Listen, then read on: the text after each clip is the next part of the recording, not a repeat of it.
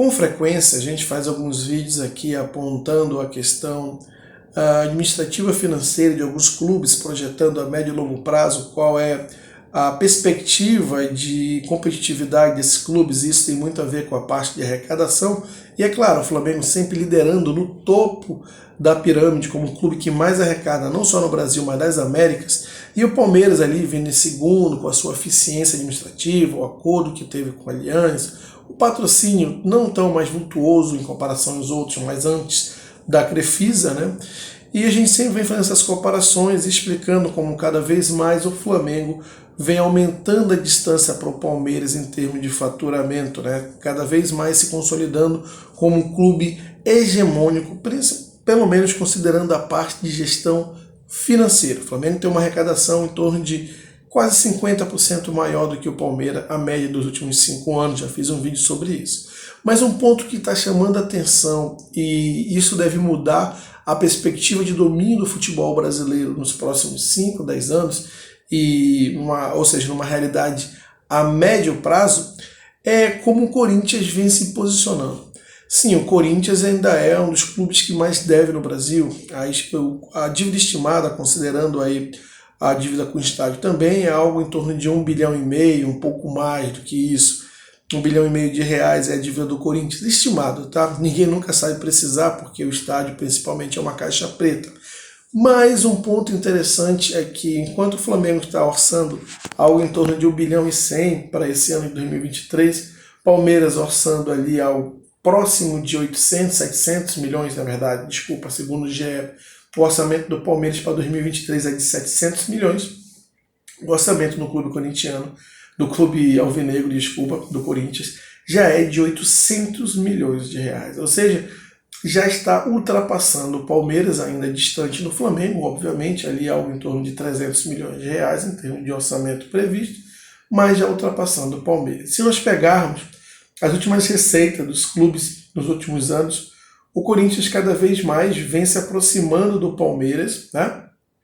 Ainda distante do Flamengo, mas se aproximando do Palmeiras.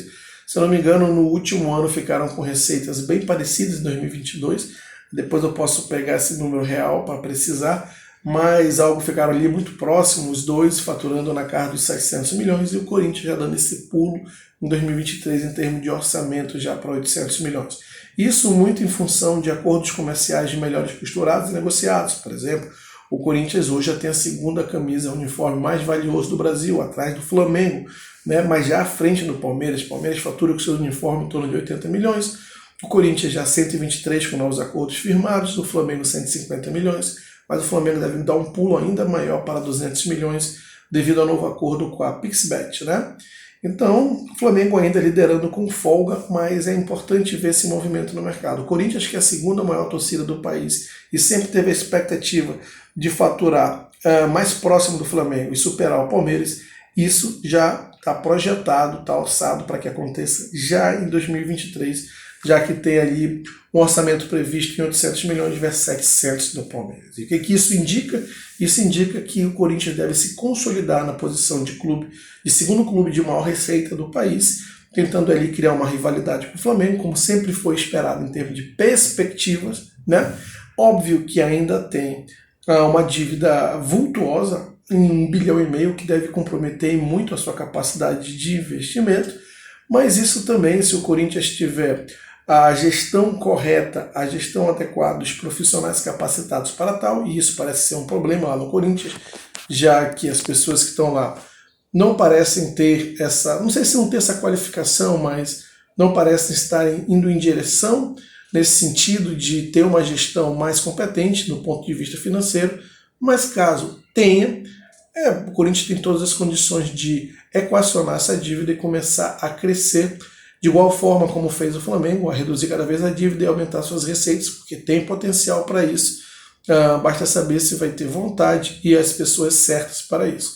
Enfim, pode se configurar a médio prazo um cenário que sempre projetou no Brasil de uma polarização entre Flamengo e Corinthians, que são as duas maiores torcidas do país. Eu sempre disse que em termos de receita, potencial de arrecadação, o Corinthians sempre foi maior que o Palmeiras, devido à sua torcida, essa segunda maior torcida do país, que é o principal ativo de um clube.